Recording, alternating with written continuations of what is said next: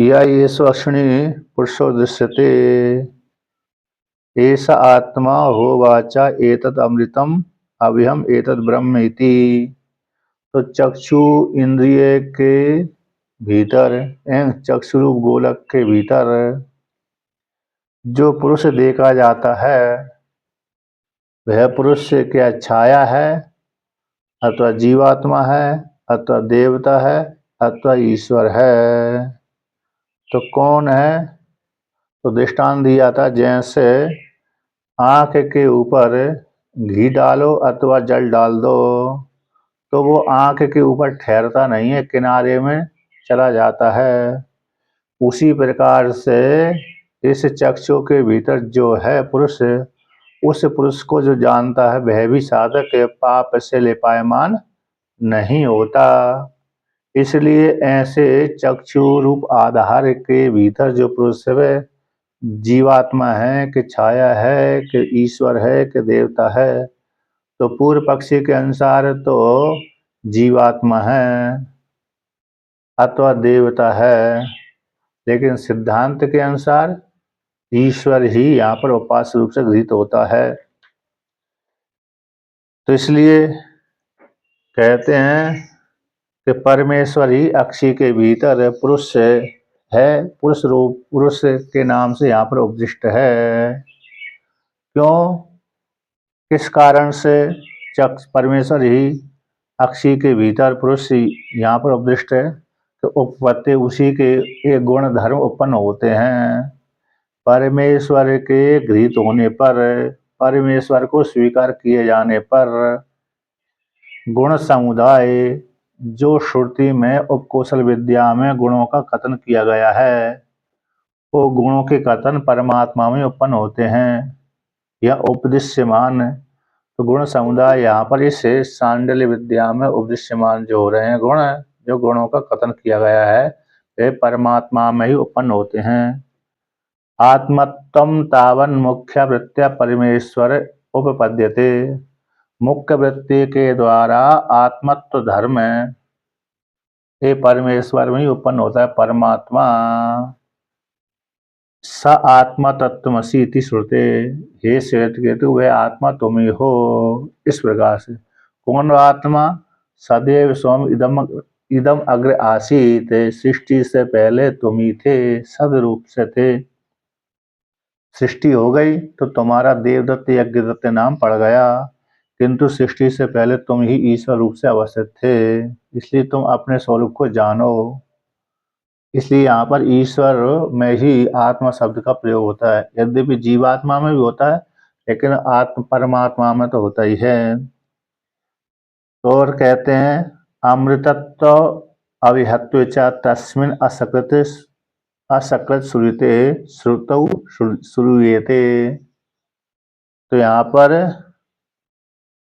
अमृतत्व धर्म अव्यत्व धर्म उस परमेश्वर में बार बार श्रुति के द्वारा सुने गए हैं।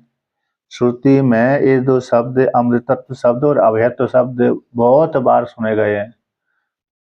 कहीं प्राय करके बहुत से उपनिषदों में ये अमृतत्व शब्द और अभयत्व शब्द आता ही रहता है। जैसे ब्रह्म शब्द आता रहता है उसी प्रकार से अभिहत्व अमृतत्व धर्म शब्द आते रहते हैं। इसलिए परमेश्वर में ही अमृतत्व और अभयत्व है। ततः परमेश्वर अनुरूपम एतद अक्षिस्थानम, इसलिए परमेश्वर के अनुरूप ही ये अक्षिस्थान है। क्यों? क्योंकि अक्षी रूप गोलक में जैसे घृतादि डालने पर वो गोलक के ऊपर ठहरता नहीं है घृतादि, उसी प्रकार से आत्मा में किसी भी प्रकार के दोष नहीं हैं। पाप और पूर्ण रूप जो दोष होते हैं वो किसी प्रकार से आत्मा के साथ संबंध नहीं रखते। जिस प्रकार से जानता है ऐसे जानने वाले साधक में भी सारे पापों से रहित हो जाता है।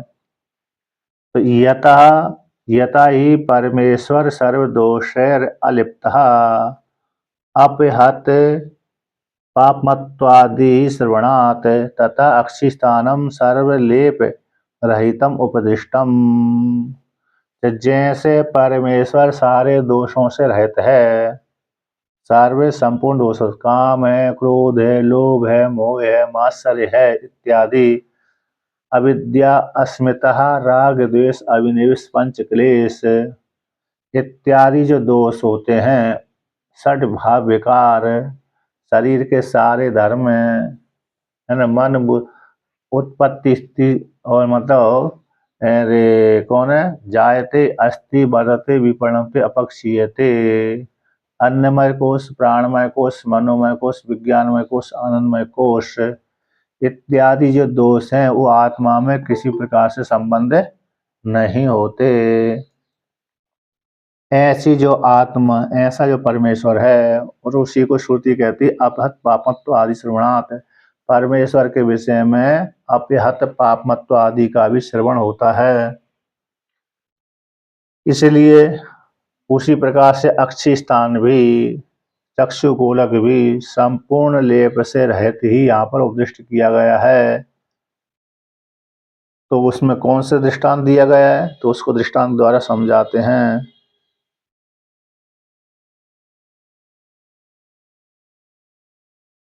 कि तद यदि अपि अस्मिन् सर्पिर्वा उदकं वा सिंचति वर्तमनि एव गच्छति इति श्रुते, यदि कोई अक्षिक में, चक्षु में, अक्षि गोलक में सर्पिस डाल दे यानी घृत डाल दे, उदकम डाल दे, तो वह जब सिंचन करता है, डालता है, तो वो चक्षु से चिपक के नहीं रहते, चक्षु गोलक से चिपक करके नहीं रहता, वहीं जहाँ डालता वहीं नहीं रहता, बल्कि किनारे में चला जाता है और किनारे के माध्यम से बाहर निकल जाता है।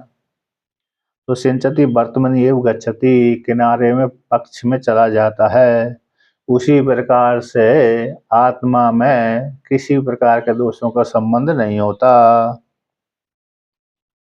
तो बहु प्रमाण के माध्यम से तात्पर्य के अनुग्राहक इति न्याय को अनुग्रहित के द्वारा अनुग्रहित कर देने से आत्म और ब्रह्मत्व श्रुति के माध्यम से दृश्यत्व लिंग बाध हो जाएगा। इसको लेकर कहते हैं बहु प्रमाण संवाद को लेकर के और तात्पर्य के अनुग्राहक, तात्पर्य का अनुग्रह न्याय का तात्पर्य के जो अनुग्राहक होते हैं, ऐसे न्याय के द्वारा अनुग्राहक आत्म शब्द और ब्रह्मत्व शब्द के माध्यम से और दृश्यत्व लिंग का बाध हो जाता है। इसको लेकर कहते हैं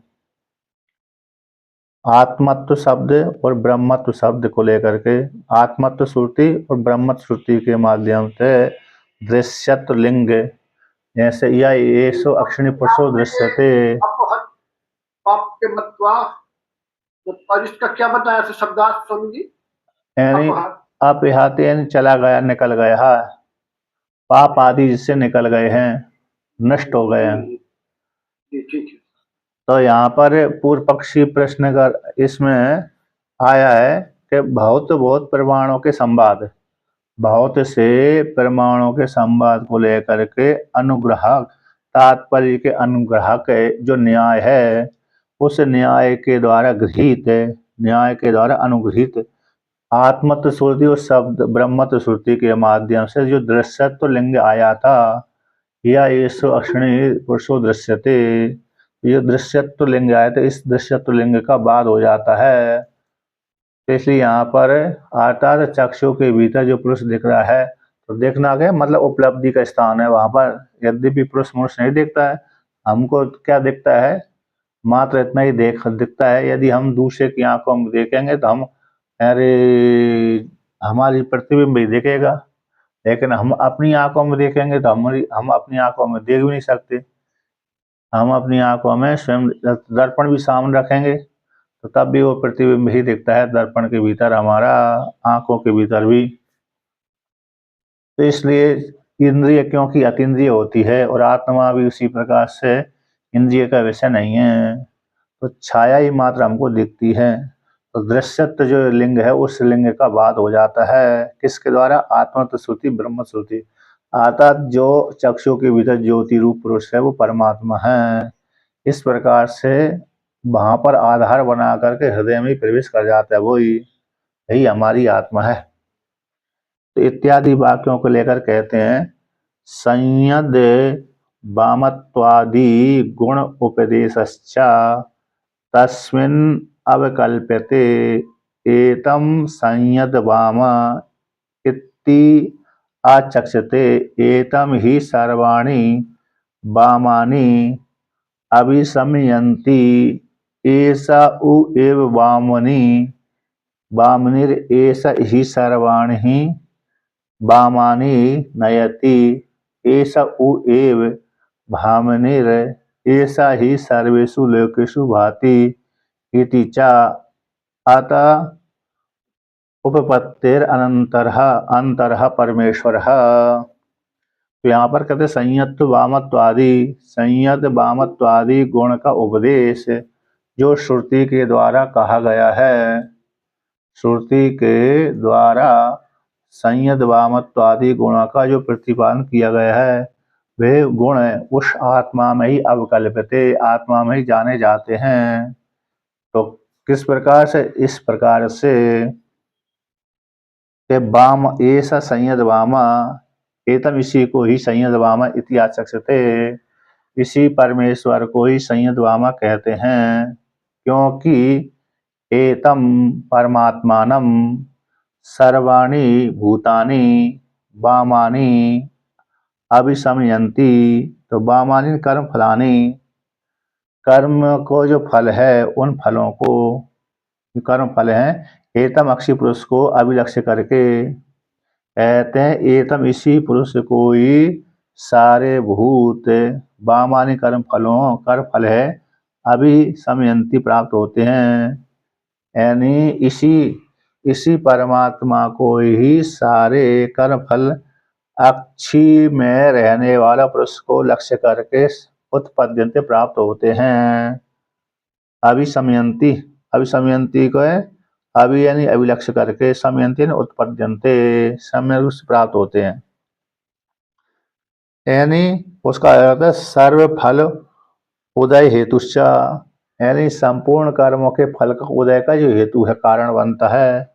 अर्थात चक्षु के भीतर रहने वाला पुरुष है पुरुष, उस पुरुष को ही सारे भूत भोग प्रदान करते हैं, देते हैं, अथवा इसी परमात्मा से ही, इसी परमात्मा ही सारे भोग उत्पन्न होते हैं, प्राप्त होते हैं, ले जाए जाते हैं। इसलिए सारे जो वामानीय कर्म फल हैं इसी परमात्मा को, ये तब अक्षी में स्थित पुरुष को लक्ष्य करके अभी वो लक्ष्य करके समयंती प्राप्त होते हैं, उत्पद्यन्ते प्राप्त करते हैं, यानी जितने भी भोग होते हैं चेतन के लिए होते हैं, जितने भी भोग भोगे जाते हैं, हम जो भी वस्तु का निर्माण करते हैं हम किसके लिए करते हैं? चेतन के ही भोग के लिए हम वस्तु का निर्माण करते हैं। वस्तु के भोग करने के लिए अथवा वस्तु के लिए ही हम वस्तु का निर्माण नहीं करते, बल्कि चेतन को भोग देने के लिए ही हम वस्तु का निर्माण करते हैं। जैसे गाड़ी के लिए नहीं होती, किंतु गाड़ी चेतन के लिए होती है, तो चेतन को सुख प्राप्त होगा, चेतन को इससे सहायता प्राप्त होगी, इसी हेतु से गाड़ी आदि का निर्माण करते हैं, रथ आदि का निर्माण करते हैं। चेतन का उससे भोग हो ही ना, तो फिर कोई उस रथ आदि का निर्माण नहीं करेगा। इसलिए जितने भी भोग पदार्थ हैं, कर्म फल हैं, वो चेतन जीवात्मा को ही, चेतन को ही अभिलक्ष्य करके प्राप्त होते हैं, उत्पन्न होते हैं। परमात्मा ने जो भी सृष्टि करी है चेतन को लक्ष्य करके ही, अपने उपभोग के लिए ही बनाया है, सृष्टि निर्माण की है परमात्मा ने। यद्यपि स्वतंत्र रूप से परमात्मा भोग नहीं भोगता, जीवात्मा ही भोग भोगता है, फिर भी और जीव भी तो परमात्मा ही बना हुआ था, तो परमात्मा ने अपने उपभोग के लिए ही इसका निर्माण किया है। क्रीडार्थम सृजति प्रपंचमखिलम क्रीड़ा मृगास्ते जना, ऐसा भगवान भाष्यकार शिवानंद लहरी में लिखते हैं। क्रीडार्थम सजसी प्रपंच मकिलम क्रीडा मृगास्ते जना। भगवान शिव जी ने खेलने के लिए जगत का निर्माण किया था। इस प्रकार से अब उसी को आगे कहते हैं कि एस उ एव वामाने रे, हे परमात्मा ही वामानी, ऐसे ही सर्वाणी वामानी नयंती नयति, के लोकों के फलदाता भी अयम एव ही है। तो वामानी ले आते, ऐसे परमात्मा ही वामानी है। तो वामानी नयति फलानी लोकान प्राप्यति, तो बा गति गंधनो ले जा नी प्रापने ले जाया जाता है।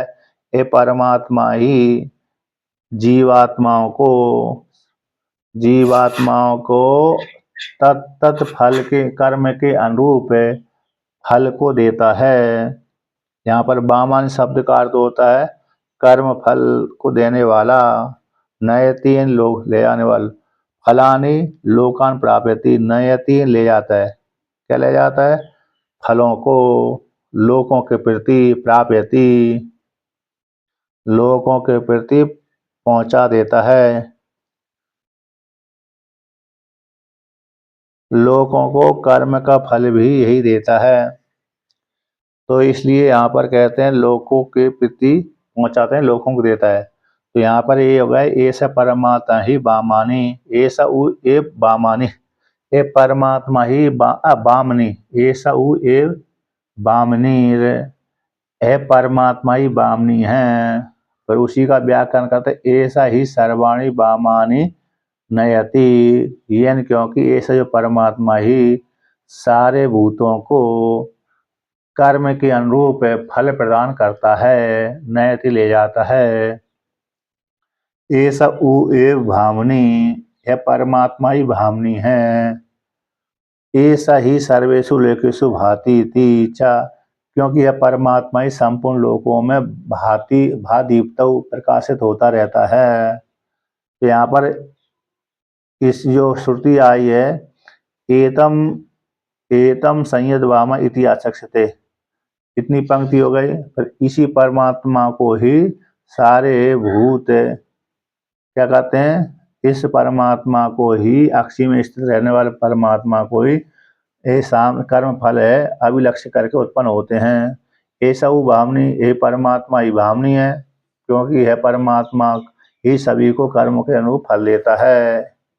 ऐसा वो भावनी है, परमात्मा ही भावनी है, क्योंकि सारे लोगों में ही भाषित होता रहता है। तो संयद वामा, बामनी, भामनी, ये तीन धर्म आए, ये परमेश्वर में ही उत्पन्न होते हैं।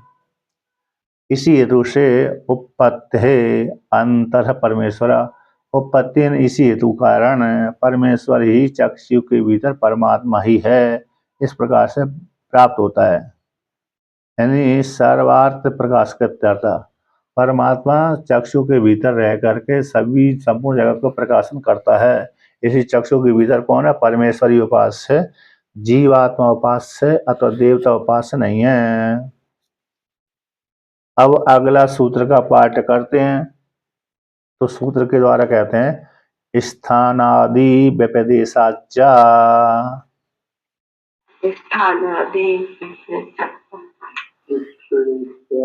स्थानादि व्यपदेशाचा,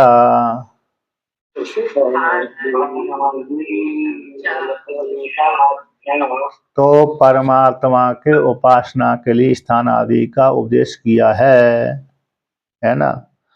स्थान आदि व्यपदेश है, यस चक्षु तिष्ठन, जो चक्षु के भीतर रहता है, उस परमात्मा का नाम उतिति नामा, परमात्मा उत नाम वाला है। कौन नाम वाला है? उत नाम वाला।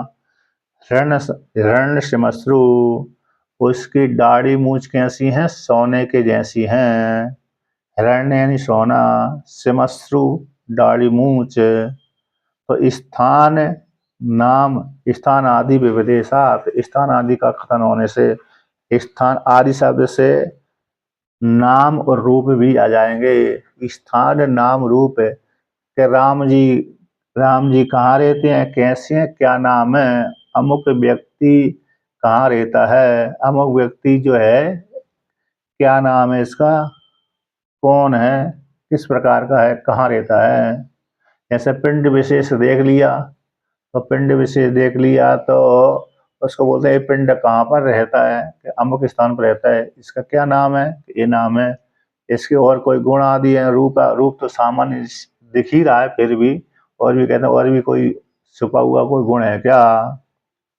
तो इसलिए वो इस स्थान पर रहते हैं। राम जी कहाँ रहते हैं, अयोध्या में रहते हैं। राम जी का राम ही नाम है, राम जी का नाम राम है। राम जी कैसे देखते हैं, तो थोड़े थोड़े काले से देखते हैं, थोड़े थोड़े काले से, क्योंकि नीलाम्बुज श्यामल को अमलांगम, ऐसा प्रयोग कर दिया। नीला कमल के, नीला आकाश के समान नीलाम्बुज, अम्बुज यानी कमल, नीला कमल के समान, थोड़े थोड़े से काले से हैं भगवान। कर्पूर गौरम, ऐसे शिव जी के जैसे गोरे नहीं है। इत्यादि वाक्यों के माध्यम से ये जाना गया है कि परमात्मा को उपासना के लिए उपदेश किया गया है। परमात्मा यहाँ पर उपास्य है, चक्षु के भीतर, स्थान को लेकर के, नाम को लेकर के, रूप को लेकर के।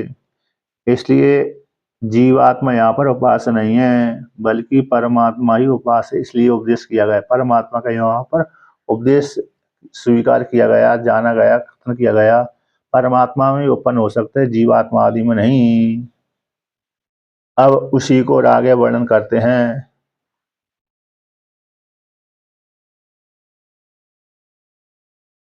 तो यहाँ पर कहते हैं,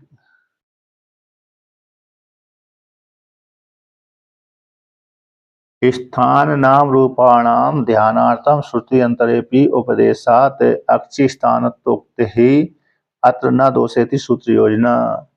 टीका में आया है, स्थान है, नाम है रूपों का, स्थान का, नाम का, रूपों का ध्यान के लिए श्रुति अंतर में, दूसरी श्रुति में भी आया है, दूसरी श्रुति में भी उपदेश किया गया है। इसलिए अक्षी स्थानत्वोक्ति, अक्षी स्थान का जो कथन किया गया है यहाँ पर, किसी कोई दोष नहीं है। इस प्रकार से सूत्र का अर्थ जान लेना चाहिए। यानी स्थान, नाम, रूप आदि जो श्रुति ने आत्मा के लिए कहे गए वो ध्यान के लिए हैं। इसलिए यहाँ पर भी येषु अक्षणी पुरुषो दृश्यते इत्यादि जो स्थानत्व का कथन किया गया कोई दोष वाला नहीं है। कथम पुनर्आकाशवत्, आंख में जब हम किसी की आंख में देखते हैं तो अपना ही प्रतिबिंब तो दिखाई देता है वहां, क्योंकि वहां तो एक लेंस होता है आंख में। आईने में देखते तो अपना प्रतिबिंब दिखाई देता, आंख भी एक प्रकार का लेंस है। वहां पर लेंस है, वो छाया, छाया तो पास नहीं है, लेंस है।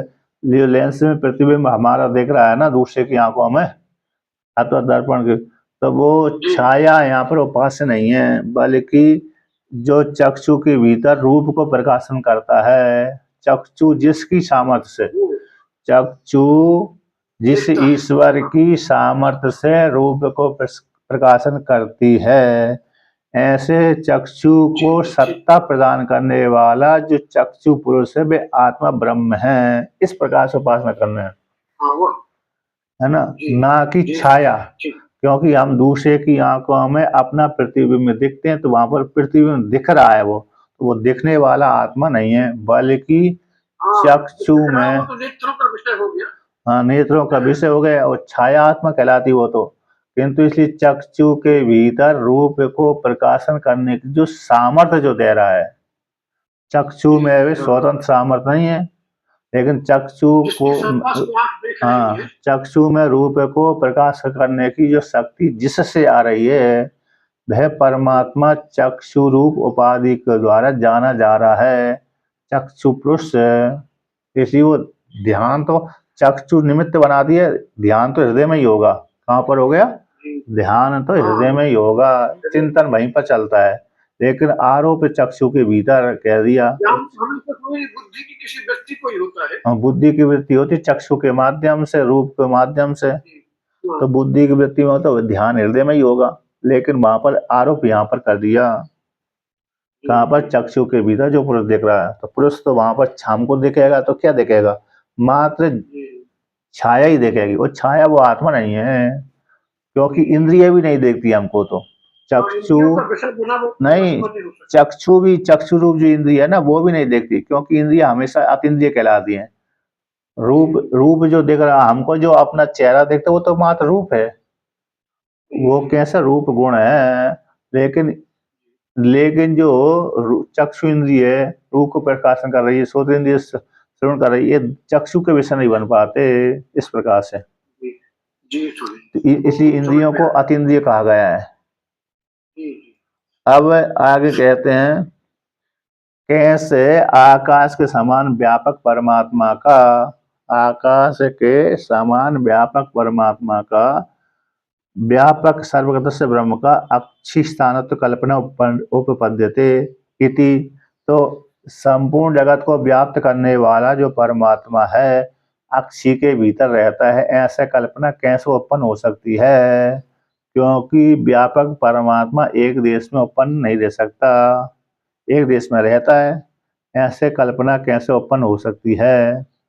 ऐसे पूर्व पक्षी के द्वारा प्राप्त हो जाने पर सिद्धांती कहता है अत्र उच्यते, इसके विषय में हम कहते हैं तो भवेद ऐसा अनवक्लिप्ति इति।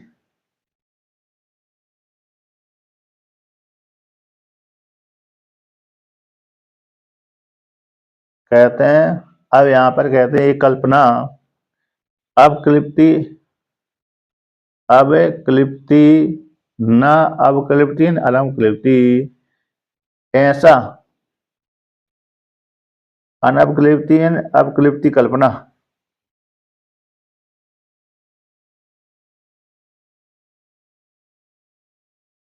यदि केवल यहाँ कहते यहाँ पर इतनी अकेली कल्पना, यदि भवेद ऐसा अनव अनवक्लिप्ति, कहती इतना ही अकेला, यदि यहाँ पर कल्पना अक्षी के भीतर रहता है इतना ही अकेली कल्पना होती तो अनवक्लिप्ति का अवक्लिप्त कल्पना तदा भवेत, यदि अत्रैव निर्दिष्टम भवेत इति अन्वय। यदि परमात्मा चक्षु के भीतर ही अकेला रहता, इतनी अकेली कल्पना होती तो मान लिया जाता, किंतु परमात्मा यहाँ पर इतनी अकेली कल्पना का विषय नहीं है, इसलिए भवेद ऐसा अनवक्लिप्ति। यदि एतद एव एकम स्थानम अस्य निर्दिष्टम भवेत।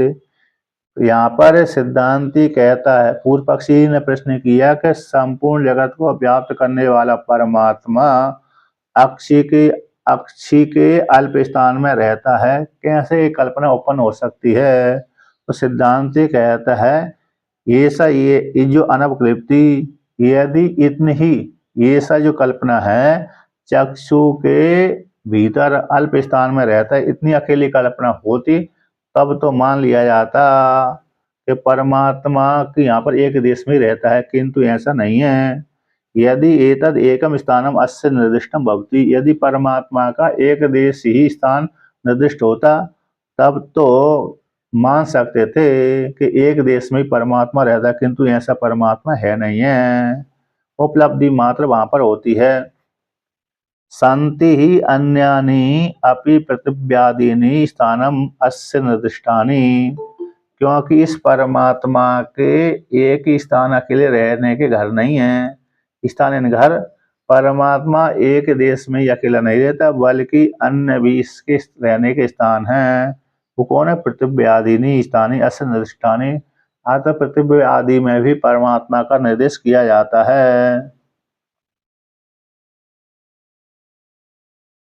तो यहाँ पर इसका है भवेद ऐसा अनवक्लिप्ति, इसका अर्थ हो गया अब किसी कल्पना उत्पन्न हो जाती किंतु इतना अकेला नहीं है। भवेद ऐसा अनवक्लिप्ति, यदि इतनी सी ही एक देश स्थान में इसकी कल्पना होती तो मान लिया जाता, किंतु ऐसा नहीं है। यदि यदि एतद एकम स्थानम असंदृष्टम भवति, यदि परमात्मा का चक्षु के भीतर ही एक देश स्थान होता तब तो मान लिया जाता कि चक्षु में ही अकेला रहता है परमात्मा, ये कल्पना उत्पन्न नहीं होती, ये कल्पना उत्पन्न नहीं होती, क्योंकि व्यापक परमात्मा एक देश में ही रहता है, तो ऐसी कल्पना ऐसा संभव नहीं हो सकता था। मतलब पूर्व पक्षी ने कहा कि व्यापक परमात्मा अक्षी के भीतर अल्प स्थान में कैसे रह सकता है, ऐसी कल्पना कैसे कर सकते हैं। तो सिद्धांती ने उत्तर दिया कि यदि परमात्मा का एक देश में ही यदि रहता, एक देश ही परमात्मा के लिए निर्दिष्ट होता, तब तो ये कल्पना उत्पन्न नहीं हो सकती थी। अक्षी के भीतर रहता है, क्योंकि परमात्मा व्यापक है तो अक्षय के भीतर कैसे रहेगा। किंतु ऐसा श्रुति ने वर्णन नहीं करती। श्रुति तो अन्य स्थानों का ही उपदेश करती है कि परमात्मा चक्षु के भीतर ही अकेले नहीं रहता, बल्कि अन्य अन्य स्थानों में भी परमात्मा रहता है, विराजमान रहता है। इसके लिए निर्देश किए गए हैं। इसी अनवक्लिप्ति शब्द का अर्थ हो गया कल्पना से रहित है, न निश्चित है, निश्चित नहीं किया गया। एक स्थान ही परमात्मा का निश्चय है, ऐसा नहीं कर सकते। इसी स्थान पर ही परमात्मा मिलेगा, है ना। परमात्मा को जैसे भगवान राम जी के विषय में आता है कि भगवान राम जी कहाँ मिलेंगे, अयोध्या में मिलेंगे, क्योंकि उनका निज निवास स्थान है। तो निज निवास स्थान होने कारण भगवान को खोजने के लिए जाना है तो अयोध्या में चले जाइए, क्योंकि अयोध्या पति कहलाते हैं, वो अयोध्या उनका घर है, इसलिए भगवान राम जी वहां पर मिल जाएंगे। इसलिए यदि भगवान राम जी एक स्थान पर होते तो वहीं मिल जाएंगे, किंतु परमात्मा तो व्यापक है, उसका एक स्थान नहीं हो सकता।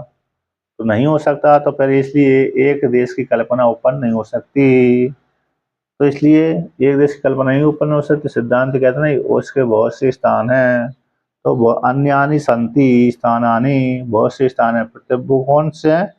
पृथिव्यादिनी। तो पृथिव्यादिनी इस परमात्मा के स्थान रूप का वर्णन करती है। पृथिव्यादि में भी परमात्मा रहता है, इसलिए परमात्मा संपूर्ण जगत को व्याप्त करके रहता है।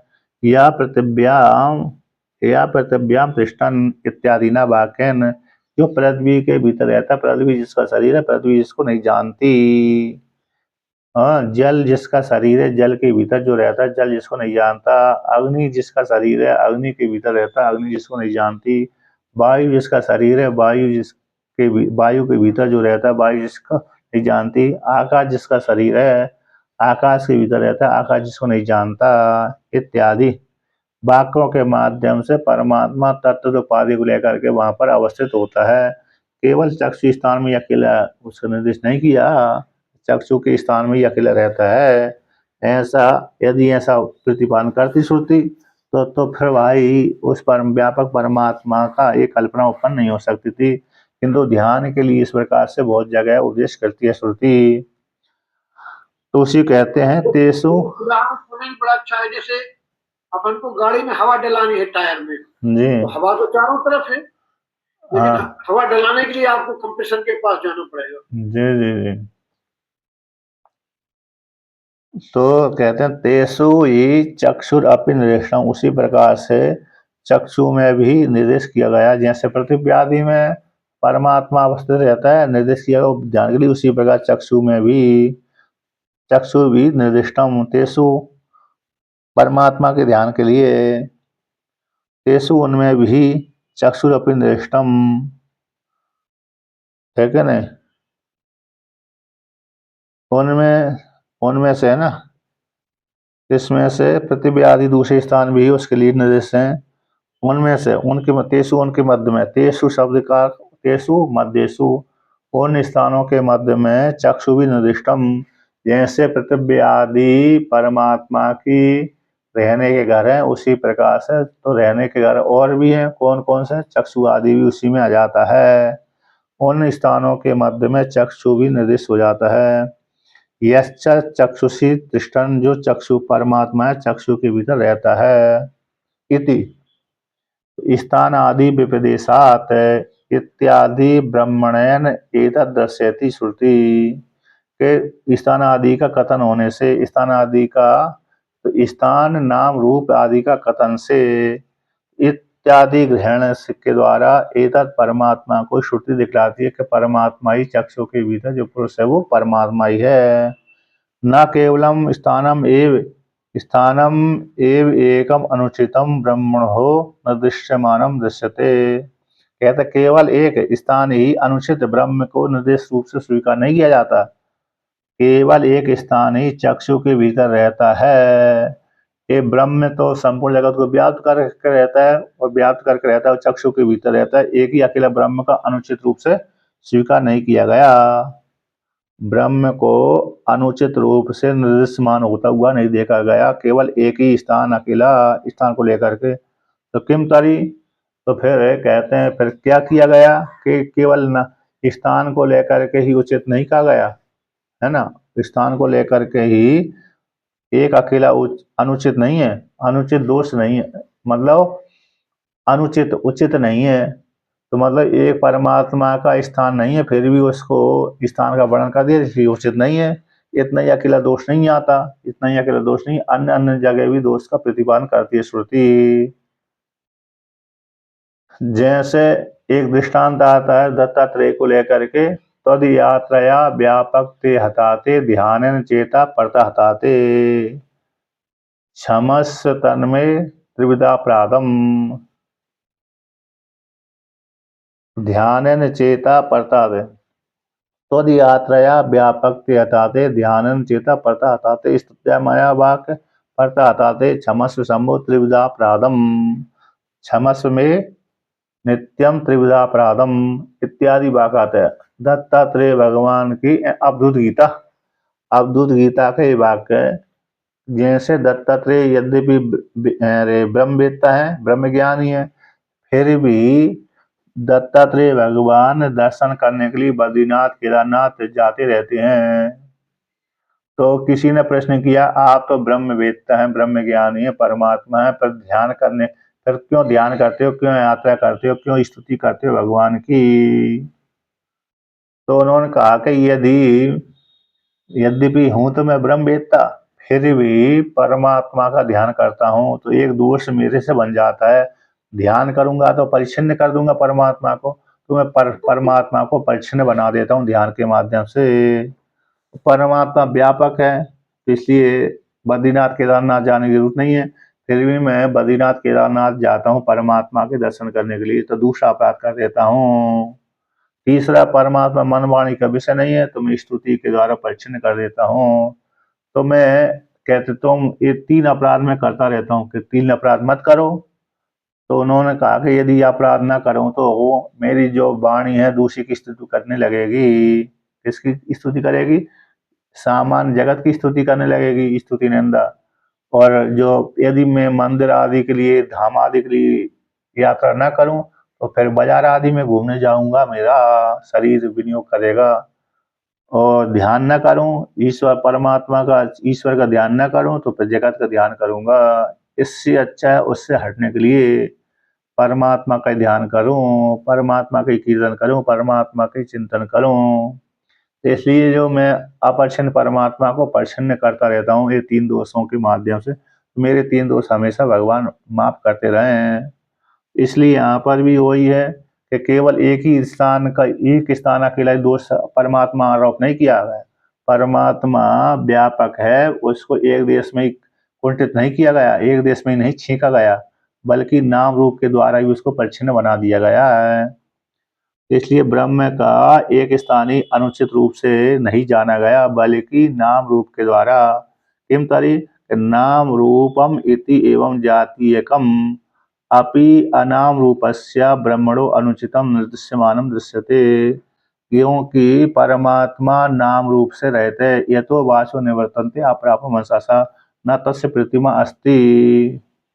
तो इत्यादि वाक्यों के माध्यम से परमात्मा का नाम भी नहीं है, रूप भी नहीं है, फिर भी परमात्मा को अनुचित बोल दिया जाता है, उचित नहीं है, फिर भी वर्णन किया जाता है कि परमात्मा नाम वाला है, परमात्मा रूप वाला है। कर्पूर गौरम करुणावतारम, कर्पूर के जैसे सुंदर सुंदर भगवान शिव जी हैं। कर्पूर गौरम रूप हो गया, नाम हो गया विष्णु शिव कृष्ण आदि नाम हो गए। तो नाम रूप एवं जातिकम, नाम रूप इस नाम को लेकर, रूप को लेकर के परमात्मा का निर्देश कर दिया जाता है, जबकि परमात्मा नाम रूप से रहते हैं। इस प्रकार से तो 3 दोष बना दिए। है ना। तो उस कौन सी श्रुति के द्वारा कहा गया है, तस्य उदिति नामा। तो उसी चांदो सांडल वहीं पर आता है, परमात्मा का उत नाम है, उतन ऊपर उठाने वाला। परमात्मा संपूर्ण जगत को ऊपर उठाकर रखा है ना। परमात्मा उत नाम वाला, उतन ऊपर उठाने वाला। रूप क्या है कि परमात्मा हिरण्य श्मश्रु इत्यादि, परमात्मा सोने के जैसे दाढ़ी मूछी वाला है, यानी हिरण्य गर्भ है ना। हिरण्य गर्भ का यही विशेषण है। सूर्य मंडल के भीतर जो पुरुष दिखता है, कभी ध्यान से देखना, तो ध्यान से देखना तो सूर्य मंडल के भीतर एक पुरुष दिखेगा। और पुरुष दिखता है तो वो पुरुष कौन कहलाता है, हिरण्यगर्भ ही कहलाता है। ब्रह्मा जी कहलाते हैं, ब्रह्मा जी कहलाते हैं, हिरण्यगर्भ कहलाते हैं। अथवा इसलिए विष्णु और शिव को अंतर्यामी कोटि में डाल दो, तो इसलिए वहां पर ध्यान से देखेंगे दिखेगा, ध्यान से नहीं देखेंगे तो नहीं दिखता है, ध्यान से देखने पर दिख जाता है। और ध्यान से देखने पर मतलब उपासना करनी पड़ेगी तभी दिखता है। सामान्य व्यक्तियों को ध्यान से देखेंगे कुछ नहीं दिखेगा। तो वहां पर लेकिन मानने वाले व्यक्ति को दिख जाता है, जिसने उपासना की अच्छी तो उसको पुरुष दिख जाता है आदित्य मंडल के भीतर मानने वाले को। जैसे मानने वाला व्यक्ति यमराज के दूतों को देख लेता है, उसी प्रकार से जो साधक है उसको आदित्य मंडल के भीतर पुरुष दिख जाता है। तो इसलिए परमात्मा का नाम भी नहीं है, रूप भी नहीं है, फिर भी श्रुति उपदेश कर देती ध्यान के लिए। तो निर्गुणम अपि सद ब्रह्म नाम रूप गतेर गुणैर सगुणम उपासनम उपासनार्थम तत्र तत्र उपदिश्यते इति एवं इति एतद अपि उक्तम एव। यद्यपि परमात्मा है निर्गुण, निर्गुण परमात्मा होता हुआ भी, निर्गुणम सद ब्रह्म अपि, परमात्मा निर्गुण होता हुआ भी नाम रूप गत गुणों के द्वारा सगुण बन जाता है। नाम रूप गत गुणों के माध्यम से सगुण परमात्मा उपासना के लिए सगुण हो जाता, परमात्मा गुण वाला हो जाता है। सगुण एन गुण वाला, गुणों के सहित है। सगुण शब्द में गुणों सहित वर्तते थी सगुण परमात्मा, किसके लिए, ध्यानार्थम। तो परमात्मा गुणों से युक्त होकर के उपासना के लिए श्रुति के द्वारा तत्र तत्र तत्र तत्र उस स्थान में जितने भी उपनिषद उनमें उपदेश किया गया है। इति एतदपि उक्तम, ठीक ही है। जिस प्रकार से तत्र तत्र स्थानों में परमात्मा को उपासना के लिए नाम रूप गत गुणों के माध्यम से स्वीकार किया गया है, उसी प्रकार से यहाँ पर भी अक्षी के भीतर जो पुरुष दिख रहा है वह परमात्मा है। तो इसलिए यहाँ पर भी उसी प्रकार से उपासना के लिए, ध्यान के लिए है। अक्षी के भीतर पुरुष है, वो कैसे संयत वामा है, नाम वाला है, रूप वाला है, बामनी वाला है, इस प्रकार से। अब आगे कहते हैं कि सर्वगतस्यापि ब्रह्मण उपलब्धि अर्थम स्थान विशेषो न विरुद्धते। कहते हैं जो संपूर्ण जगत को व्याप्त करने वाला परमात्मा, उसकी उपलब्धि के लिए, उसकी ध्यान के लिए स्थान विशेष कोई विरोध नहीं है। स्थान विशेष का जो उपदेश किया गया श्रुति के द्वारा चक्षु के भीतर, तो ऐसा स्थान विशेष कोई विरोध नहीं है, क्योंकि उसको कहीं ना कहीं किसी न किसी प्रकार से प्राप्त करने के लिए, ध्यान के लिए तो कोई ना कोई स्थान बताना पड़ेगी, चाहे हृदय बता दो, चाहे चक्षु के भीतर बता दो। तो इसलिए उस परमात्मा की उपलब्धि के लिए, ध्यान के लिए, चिंतन के लिए स्थान विशेष का निर्देश कर दिया कि यहाँ पर परमात्मा मिल जाएगा निश्चित रूप से। कोई किसी व्यक्ति को खोजना है तो फिर व्यक्ति को पूछते हैं, पड़ोसी व्यक्ति से पूछते हैं, भाई ये अमुक व्यक्ति कहाँ पर रहता है, किस स्थान पे। मैं उसके घर के चक्कर लगा कर हार गया। जब भी मैं आता हूँ तो घर में दिखता नहीं, तो कहाँ पर रहता है बताओ, जिससे मैं उसको ढूंढ सकूं, प्राप्त कर सकूं। तो पड़ोसी व्यक्ति बता देते हैं, अमुक स्थान पर वो ज्यादातर देखा जाता है, बैठता रहता है, उस स्थान पर तुमको जरूर मिल जाएगा। तो उसी प्रकार से यहाँ पर भी संपूर्ण परमात्मा संपूर्ण जगत को व्याप्त करके रहता ही है, फिर भी अब व्याप्त करके रहता, तो फिर जिनकी बुद्धि में ये ऐसी योग्यता नहीं है तो व्यापक परमात्मा को जान सकें, तो उनके लिए श्रुति कह देती है, भाई अमुक स्थान परमात्मा मिल जाएगा, अमुक प्रकार से, अमुक रीति से तुम चलना। श्रुति कहती है अमुक रीति से तुम चलना, तो अमुक रीति से चलते चलते तुमको उस स्थान पर बैठा हुआ परमात्मा मिलेगा।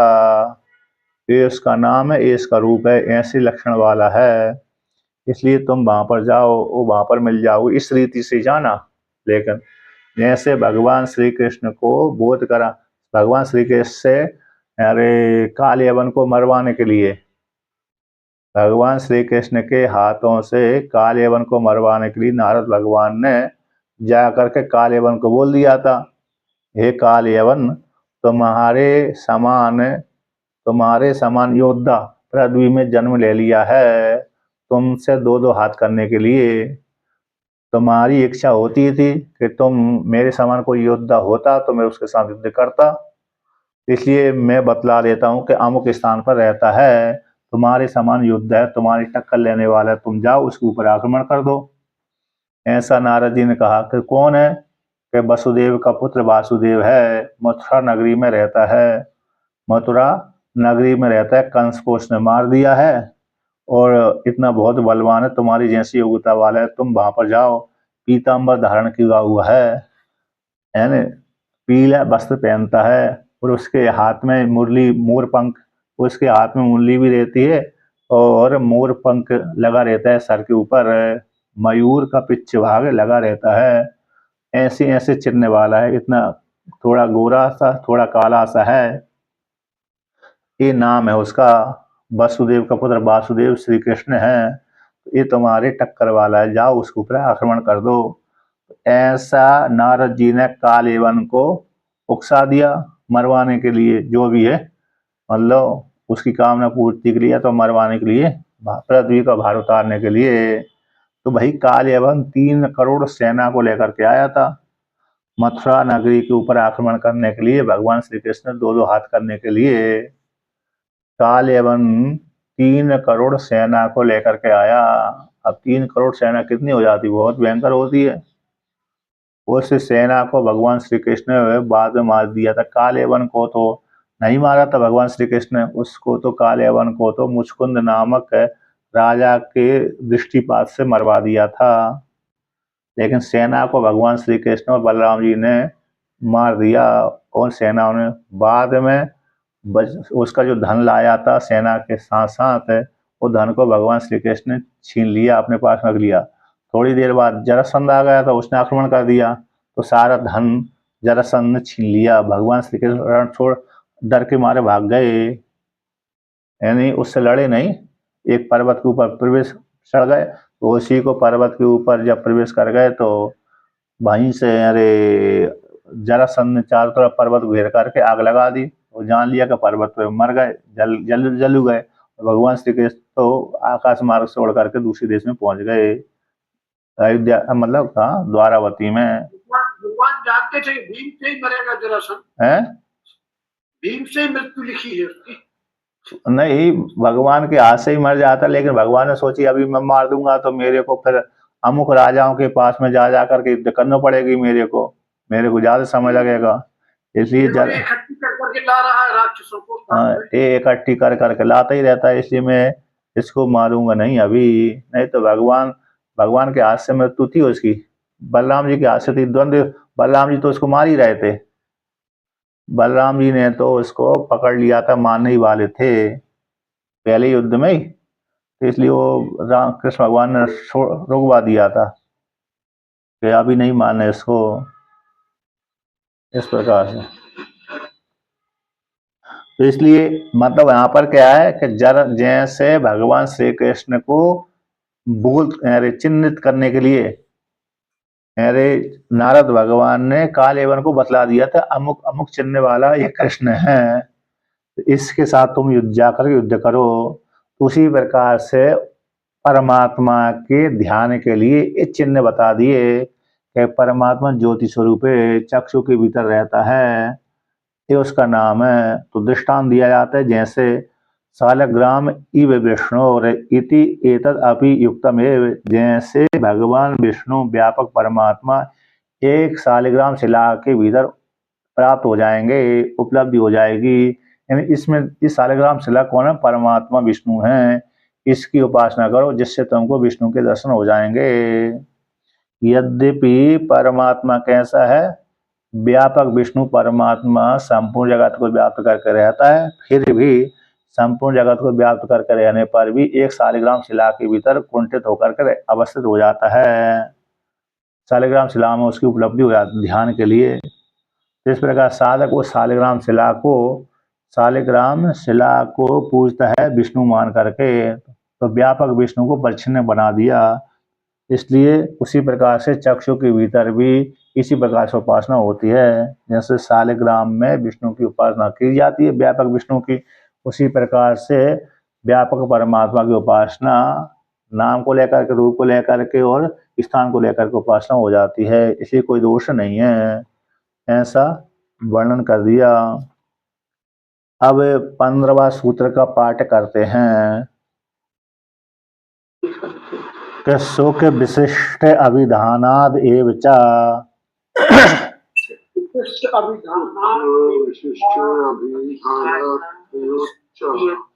शोक विशिष्ट अभिधानाद एव च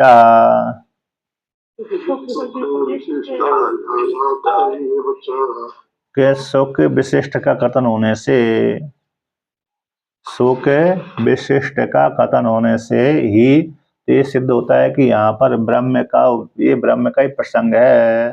तो ब्रह्म का प्रसंग हो जाने से तो अक्षी के भीतर जो पुरुष भी ब्रह्म रूप ईश्वर है। शोक विशिष्ट का कथन होने से जाना जाता है कि प्रकरण किसका है, ब्रह्म का है। उसी प्रकरण का, ब्रह्म का प्रकरण होने से यहाँ पर अक्षी के भीतर जो पुरुष है उसी के अंतर्गत आता है प्रकरण के भीतर ही श्रुति। तो इसलिए आचार्य के वाक्य में और अग्नियों के वाक्य में विरोधाभास हो जाएगा। इसलिए श्रुतियों ने तो पहले कम ब्रह्म कम प्राणो ब्रह्म कम ब्रह्म कम प्राणो ब्रह्म कम ब्रह्म और खम ब्रह्म ऐसा वर्णन किया था, ब्रह्म विद्या का उपदेश किया गया था। उसी विद्या पर बाद में श्रुतियों ने कह दिया था, अग्नि रूप श्रुति ने कहा था कि इसकी गति, इन फल का उपदेश है आचार्य करेंगे। तो अग्नियों ने जिससे विद्या का उपदेश किया गया था उसका फल वर्णन किया था कि इस प्रकार से गति होती है परमात्मा प्राप्ति, इस मार्ग साधक जाएगा उस परमात्मा को प्राप्त कर लेगा।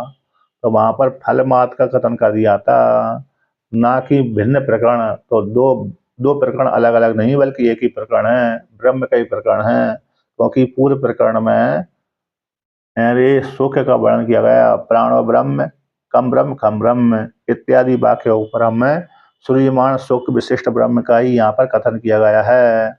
इसलिए यहाँ पर भी अग्नियों ने जिस प्रकार से सुख विशिष्ट ब्रह्म का प्रतिपादन किया गया वही ब्रह्म ही चक्षु के भीतर है। इसलिए यहाँ पर परमात्मा ही गया हुआ है, परमात्मा की उपासना जीवात्मा की उपासना नहीं है। अब आगे कहते हैं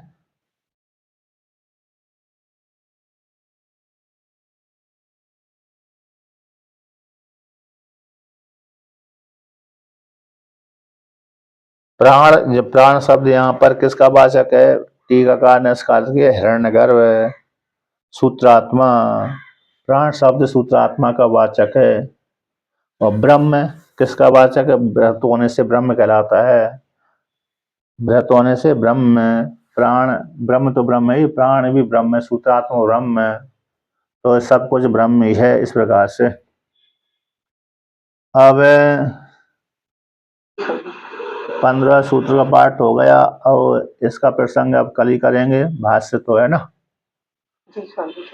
और का